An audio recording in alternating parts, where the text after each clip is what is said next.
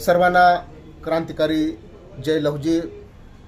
दोस्तों हो, 14 जुलै 2025 म्हणजेच मागच्या 4 दिवसापासून सकल मातंग समाजाचे काही साथी आझाद मैदानावर बसलेले आहेत। आझाद मैदानावर बसून सरकारकडं ते पाठपुरावा करत आहेत की अनुसूचित जाती आरक्षण वर्गीकरणाचा निर्णय राज्य सरकारनं तातडीनं घेतला पाहिजे, ही मागणी दोस्तो लावून धरलेली आहे।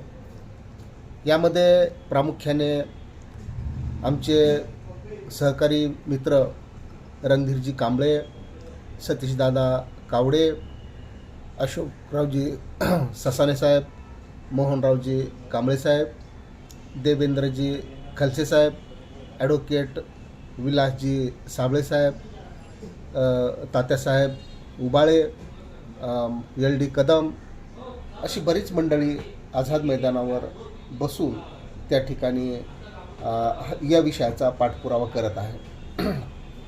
ह्या आंदोलनामध्ये हे जे उपोषण आहे, या उपोषणामध्ये माणसं जरी दररोज 100-200 असे येत असले, भेटून जात आहेत, चर्चा करत आहेत, पुढील रणनीती काय असली पाहिजे या संदर्भामध्ये आपसामध्ये एक दिवसभर बसून एक डिस्कशन करत आहेत आणि महाराष्ट्रभरातील सगळ्यांचा एक संवाद या निमित्तानं सुरू होत आहे।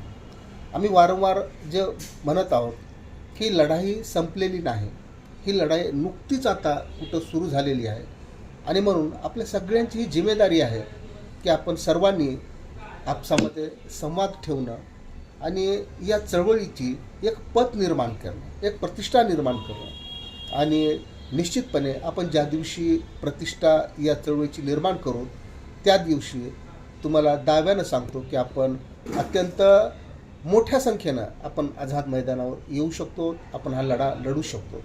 दोस्तो हो, समाज लढा लढण्यासाठी तयार आहे, परंतु वारंवार समाजामध्ये या विषयाच्या अनुषंगानं जो संभ्रम निर्माण केला जातो, आपसामध्ये जे कार्यकर्त्यामध्ये या विषयावरून जी रस्सीखेच दाखवल्या जाते आणि त्यामुळं या समाजामध्ये एक संभ्रमाचं वातावरण तयार आहे की आम्ही खरं समजावं तर कुणाचं समजावं अशी परिस्थिती निर्माण झालेली आहे। आणि ही परिस्थिती घालवण्यासाठी काही प्रामाणिक कार्यकर्त्यांना एकत्र यावं लागणार आहे, बसावं लागणार आहे, चर्चा करावं लागणार आहे आणि याच हेतूनं आम्ही 14 तारखेपासून आझाद मैदानावर बसलेलो आहोत। आम्हाला विश्वास आहे की चांगली माणसं या महाराष्ट्रामध्ये मोठ्या संख्येनं आहे, परंतु विखुरलेली आहे आणि ह्या विखुरलेल्या माणसांना एकत्र करण्यासाठी, विखुरलेल्या नेत्यांना एकत्र करण्यासाठी वारंवार आपल्याला अशा पद्धतीचे प्रयोग करावे लागणार आहेत। आणि हे जे काही 14 तारखेपासूनचं आझाद मैदानावरचं जे उपोषण आहे दोस्तो, हे काही पहिलं आणि शेवटचं असणार नाही।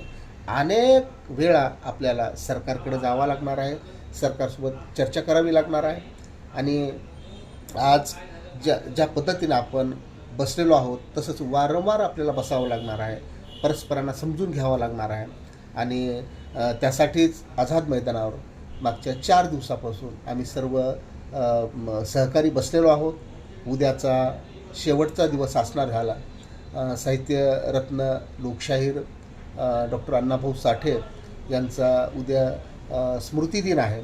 या स्मृतिदिनाच्या निमित्तानं आझाद मैदानावर आपण अण्णाभाऊंना अभिवादन करणार आहोत आणि ह्या अभिवादनाच्या नंतर आपण या उपोषणाची अर्थात या आंदोलनाची आपण तात्पुरती सांगता करणार आहोत आणि याच ठिकाणावर आपण पुढील लढ्याचं रणशिंगण फुंकणार आहोत। म्हणून उद्याच्या समारोपीय या दिवसामध्ये म्हणजे अधिवेशन बी जवळपास संपत आलेलं आहे, शेवटचा आठवडा चालू आहे आणि कदाचित उद्यापासून अधिवेशनसुद्धा या ठिकाणी संपल्यात जमा असणार झालं।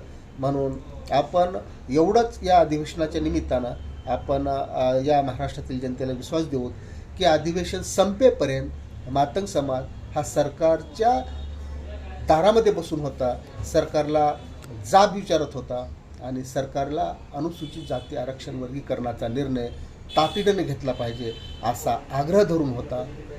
एवढं जरी या 5 दिवसाच्या उपोषणाचं आपण फलित मानूयात आणि पुन्हा एकदा नव्यानं पुढील आंदोलनाची दिशा जाहीर करूयात.